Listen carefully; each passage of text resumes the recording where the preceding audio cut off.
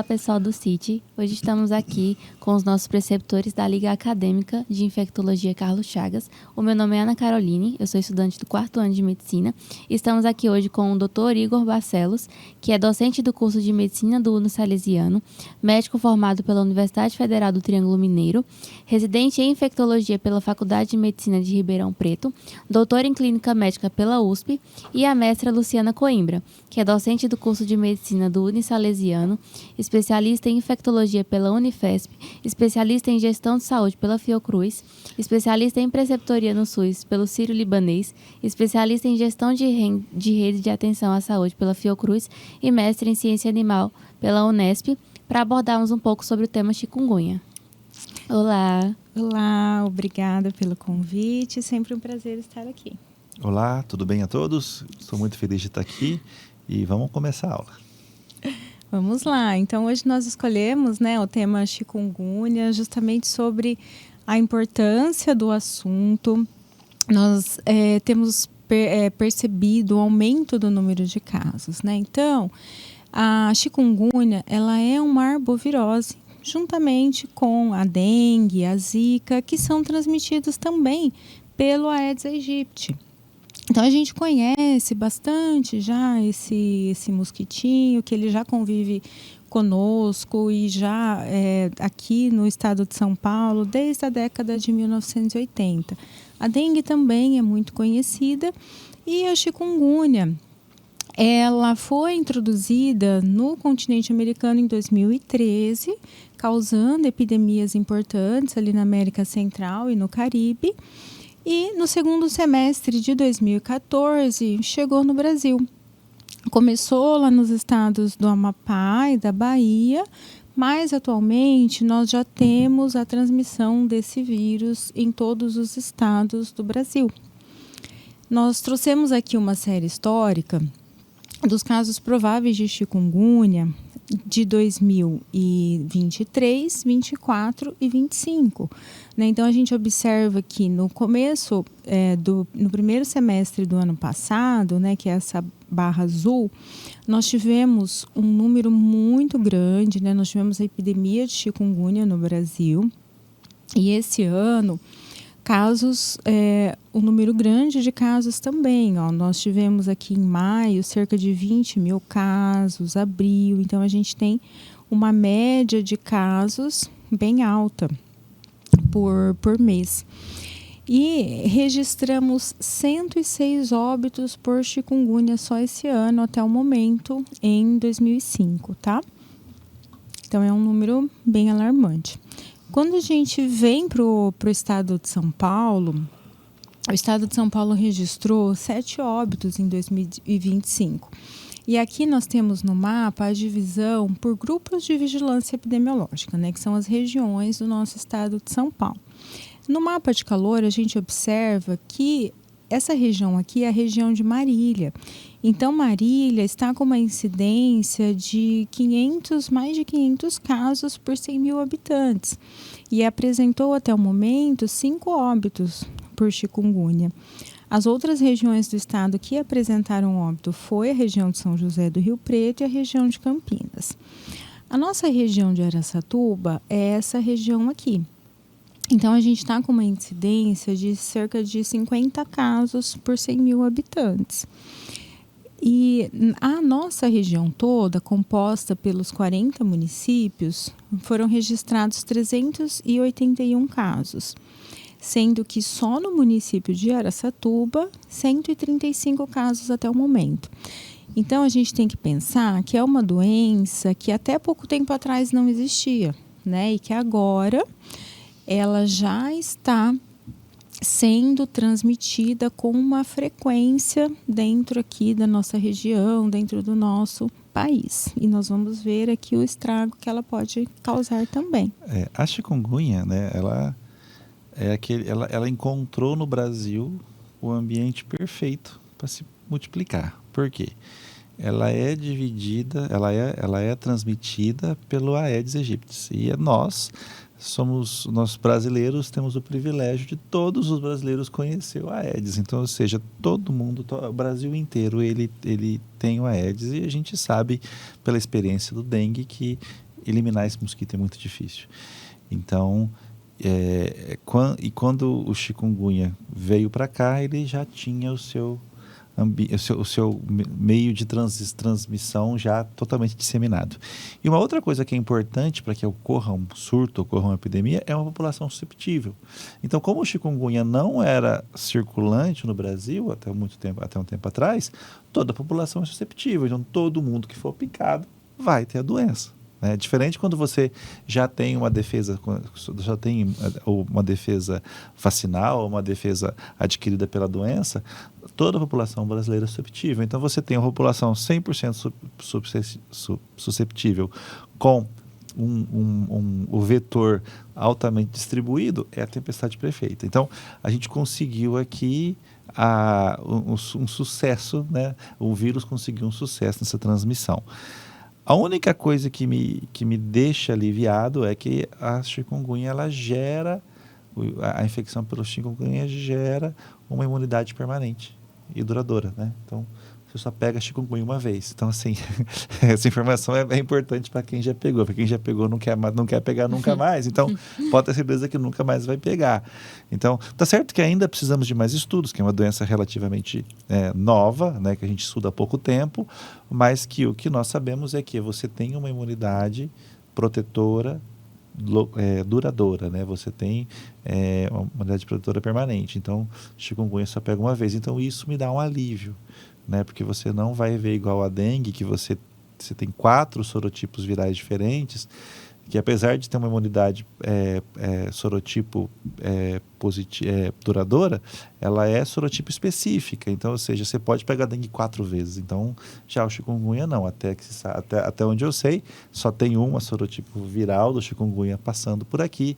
Então, a gente só vai pegar chikungunya uma vez. É a única ponto positivo dessa doença que a gente pode falar aqui. Bom, então, né, os sintomas dessa doença também parecem com sintomas de arbovirose. A gente sempre fala de febre, né? Então vai ter uma febre alta, maior de 38 graus. Só que uma diferença é o que a gente tem, são as dores. A gente tem dores muito intensas nas articulações. E também nessas articulações onde tem dor muito intensa, também tem presença de edema. Então, são fatores que vão ali diferenciar a suspeita de chikungunya. Além disso, o paciente pode apresentar dor nas costas, dor no corpo, manchas vermelhas pelo corpo, coceira. E essa coceira ela pode ser tanto no corpo todo, como na palma da mão e na planta dos pés.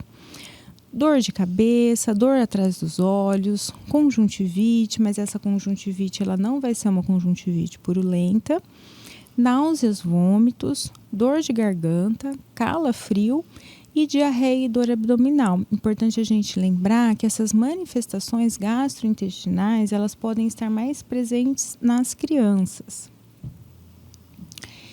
E ela vai apresentar também 3 fases, né? Então, a primeira fase, que vai ser aquela fase febril, que o paciente ele terá aquela febre alta, ela vai ter uma duração de 5 a 14 dias. A segunda fase é a fase pós-aguda, que ela vai durar de 15 a 90 dias.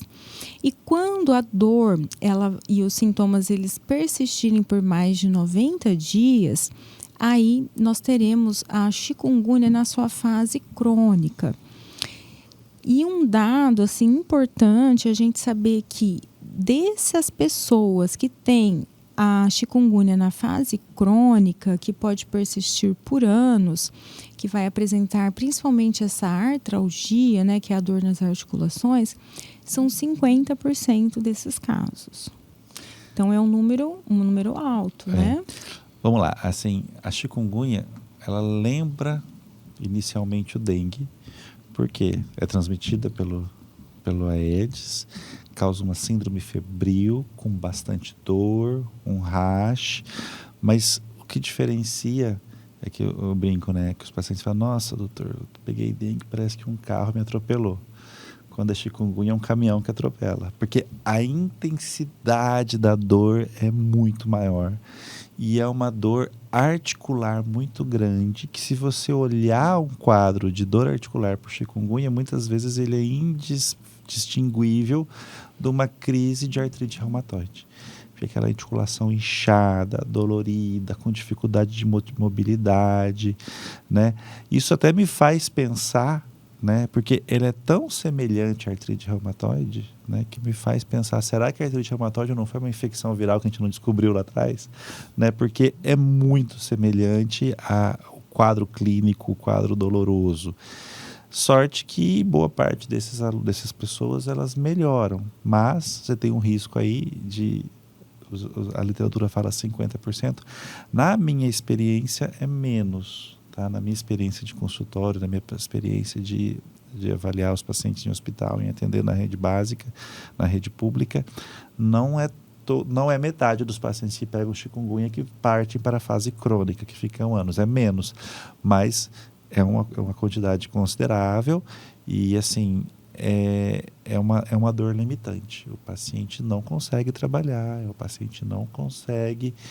E também o chikungunya, ele nessas fases crônicas, ou então até na sua fase aguda, ela, além da sua dor, ela serve como gatilho para doenças reumatológicas. Então, vamos supor, se você já tinha artrite reumatoide, na hora que você pega a chikungunya, aquela artrite se descompensa. Então, você não sabe se a dor é da artrite ou do chikungunya. Então, ela tem apesar dela... Esse ano, ela nos alertou com a mortalidade, porque eu nunca vi tanta mortalidade no chikungunya como eu vi esse ano, mas ele impacta pela sua morbidade, a sua capacidade de deixar o paciente assim... impróprio para o uso, sabe? Aquele paciente que ser debilitado. É tão interessante que a palavra chikungunya, que é o nome que escolheram, né, para esse vírus, para essa doença, vem lá da Tanzânia, significa o homem dobrado, né? Porque é tanta dor que você se dobra pela dor. Então, a chikungunya é a doença do homem dobrado. Aquele que se dobra por causa que é muita dor, né? Então, ou seja, só quem já teve ou quem já atendeu chikungunya sabe, os pacientes choram, eles vêm na cadeira de roda, eles não conseguem pegar um copo d'água porque não conseguem dobrar a mão, fechar a mão, sabe? E isso é um problema para o Brasil, porque quem pega chikungunya é a população ativa no trabalho, e isso gera perdas financeiras, absenteísmo, falta no trabalho, né? Então, ou seja, se os políticos não têm dó do paciente, tem que ter dó do bolso, porque aquele paciente com chikungunya não trabalha e gera um prejuízo. Então, ou seja, é importante ter um olhar para essa doença, porque essa doença gera um ônus para o país muito grande. Você ataca uma população ativa, uma população que precisa trabalhar para se sustentar. Então, você imagina uma doméstica que usa as mãos e a força para pagar o seu aluguel e a sua refeição, o seu almoço, sua janta, e não consegue mais trabalhar. E muitas dessas pessoas hoje já não estão cobertas pela Previdência, né? Essa questão da pejotização, são pessoas que não têm esse cobertor social. Então, o chikungunya porque eu já peguei pessoas de alto poder aquisitivo, não alto poder aquisitivo, mas classe média alta, mas que são PJs, que vivem do seu trabalho. E que na hora que pegou a chikungunya, perdeu todos os seus recursos. Falou, doutor, eu não sei mais o que eu faço. Eu não consigo trabalhar, não tenho dinheiro. Então, é uma coisa assim, a chikungunya é um problema, assim, importante por conta disso. Tipo, apesar de ser uma doença que só pega uma vez, né? Que eu falei que a única coisa boa é o fato de se pegar uma vez, ela é uma doença que eu acredito que vai chegar uma vacina rápido, porque é um ônus tão grande para o país que os governos vão investir nesse desenvolvimento. E lembrar que a forma de prevenção que nós temos atualmente é não deixar os criadouros, né? Repelente, eventualmente, também. Né? Repelente. Então, são aquelas ações que nós conhecemos, não deixar água parada, todos conhecem, evitar que o mosquito se crie, se procrie, né? Quer falar isso? Assim, por ser uma infecção viral, né? E todas as infecções virais, elas podem evoluir com complicações, né? Como Guillain-Barré, encefalite, paralisias flácidas. São complicações de qualquer infecção viral. O chikungunya não está fora disso, tá?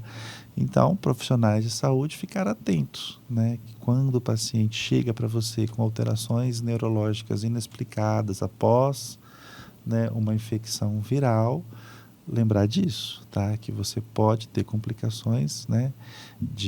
Essas complicações aí o Zika teve bastante Guillain-Barré, né? Que é uma outra opção, mas o chikungunya também pode ter. É que o chikungunya, a dor é tanta que você nem sabe se aquela dificuldade na deambulação é pela dor ou porque ele está complicando com Guillain-Barré. Mas profissionais fiquem atentos, né? Então, tipo assim, façam um exame físico adequado, façam um exame físico neurológico adequado para conseguir diferenciar o que é dor, né, do que é déficit neurológico realmente. Bom, então, como falando assim, o chikungunya, apesar dele ser uma doença que nos lembra o dengue, ele tem outras manifestações. Ele pode vir a ter outras manifestações extraarticulares e sistêmicas, que provavelmente veio daí as causas óbitos, né? Porque ele pode ter vômitos, ascite, sangramento, ele pode apresentar alterações cardiovasculares, como taquicardia, hipotensão, pericardite, ele pode evoluir com insuficiência respiratória, desconforto respiratório. Então, essas manifestações extraarticulares do chikungunya, que a gente começa a perceber agora que a gente estuda melhor essa doença, que a gente consegue ter dados mais importantes sobre essa doença, a gente começa a perceber que isso existe, que isso pode ser a causa das óbitos. Provavelmente aquele surto maior que a gente teve em qual que foi no seu primeiro slide? A gente teve um surto muito grande no passado, que foi a primeira vez que o vírus apareceu aqui. A gente 2013, 2013. o primeiro surto. A gente não tinha tantas informações sobre o chikungunya. Será que algumas arritmias de pacientes que morreram lá atrás não foi uma manifestação extraarticular e foi subnotificado, né? Então, ou seja, a gente tem que saber que isso é importante. Chikungunya, apesar de, né, ter uma mortalidade que não é importante, ficar atentos a essas manifestações extraarticulares, né? Não é só a dor, porque isso pode vir a evoluir para casos mais graves. Exato. E além, então, da picada, né, do vetor, do Aedes, a gente tem também a forma de transmissão, que é a transmissão vertical, que é a passada de mãe para filho. E um momento importante é o momento na hora do parto. Se as gestantes estiverem, né, com a carga viral alta naquele momento. O chikungunya na gestação, ele não é a gente não tem o mesmo problema que a gente tem no Zika. A gente não vê malformações por chikungunya. Mas se você... eu não sei te dizer, por exemplo, se o neném lá dentro da barriga, se ela pega uma gestação no 4º mês, 5º mês, tem fica com alguma cometimento lá dentro. Não digo sequela, porque a gente sabe que não teve a sequela. Sim. Se tem algum sofrimento ali, aparentemente não. Porém, se você pega o chikungunya no periparto, próximo ao nascer, aí você vai ter uma criança que vai nascer, vai ter um chikungunya, mas chikungunya no recém-nascido nessa fase, ela pode fazer formas muito graves. Imagina uma criancinha que nem sabe o que é vida direito, já nasce com essa dor toda. Então, ela pode ter uma infecção neonatal grave. E aí, a gente sempre fala, assim, não tem uma gestante que não passe pelo meu consultório por qualquer motivo que eu fale. Repelente tem que fazer parte da sua cesta básica, entendeu? Da mesma maneira que você tem que passar o creminho na barriga para não fazer estria, você tem que usar o repelente para não pegar zika e não pegar chikungunya, porque uma chikungunya, a zika no início da gravidez, no meio da gravidez, pode causar malformações, né? Sistema nervoso central. A chikungunya, ao final da gestação, pode ter uma criança com um quadro de infecção grave pelo chikungunya. E a dengue também, que... a dengue também, que também já tem alguns estudos estudos de agravamento da gestação. Da mesma maneira, não são casos de malformação fetal, mas complicações na gestação. E nesses casos, teria alguma via de preferência do parto? Dele ser natural, cesariano? A preferência é não pegar o chikungunya no periparto, mas não existe essa... Eu não lembro de ter lido nada sobre essa via preferencial de parto. Não existe essa recomendação. Porque não vai ser transmitido pelo canal do parto, né? Então não vai fazer diferença, né? Bom, aí, né? Então, em relação ao diagnóstico, a gente precisa, né? O médico vai avaliar o quadro clínico e solicitar os testes sorológicos ou moleculares que também são disponíveis no Sistema Único de Saúde. Lembrar que é uma grava de notificação compulsória que tem que ser informada em até 7 dias e, em caso de óbito, a notificação é em 24 horas. E a gente trabalha com essa definição de caso, né, que seria, então, o indivíduo que vai apresentar a febre alta de início súbito e vai ter, então, a artralgia e a artrite, né, essa dor intensa.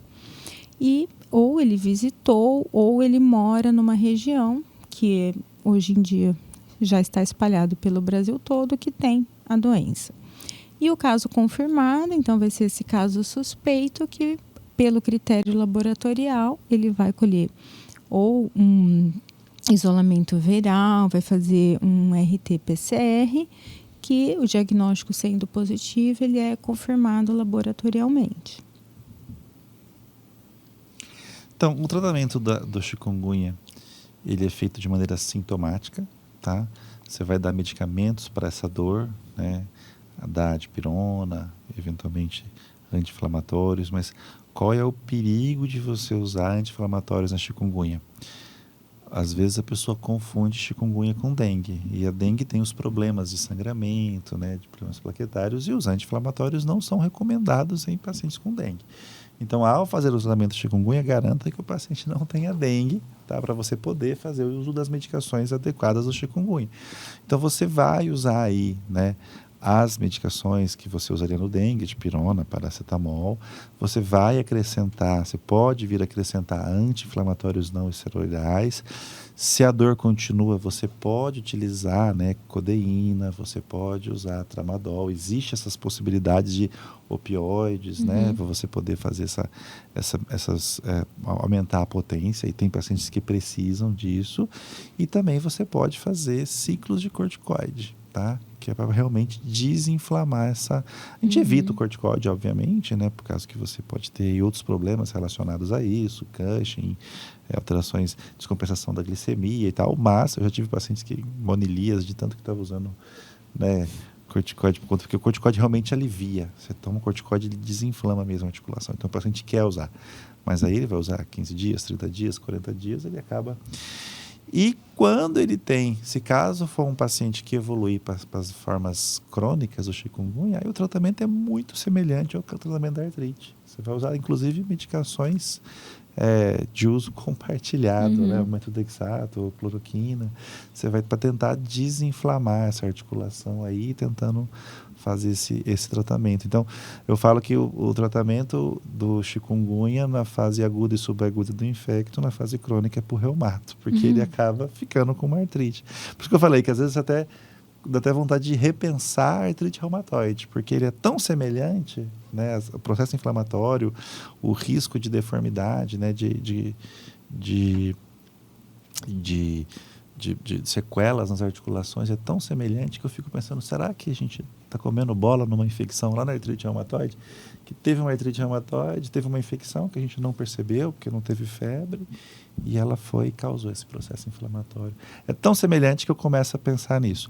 Mas é isso. Então, o tratamento se baseia em sintomáticos e a partir do momento que anti-inflamatórios e na fase crônica são medicações mais semelhantes à da artrite mesmo. Lembrando que, na dúvida, trate sobre dengue. Faça o tratamento de dengue. Por quê? A dengue tem uma mortalidade maior que o chikungunya. Então, evitar anti-inflamatórios, hidratar o paciente, para que você... Aí, confirmado o chikungunya, aí você pode fazer essa descarta do dengue, aí você vai. Mas, na dúvida, trate dengue, porque a gente...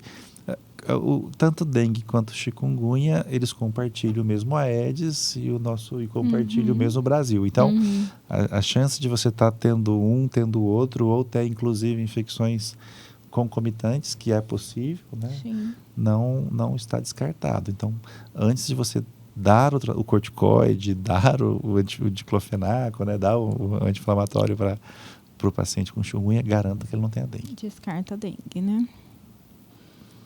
É isso. É isso. Muito obrigada a vocês dois por essa palestra maravilhosa. E vamos encerrando por aqui. Muito obrigado. Muito obrigada, agradecemos.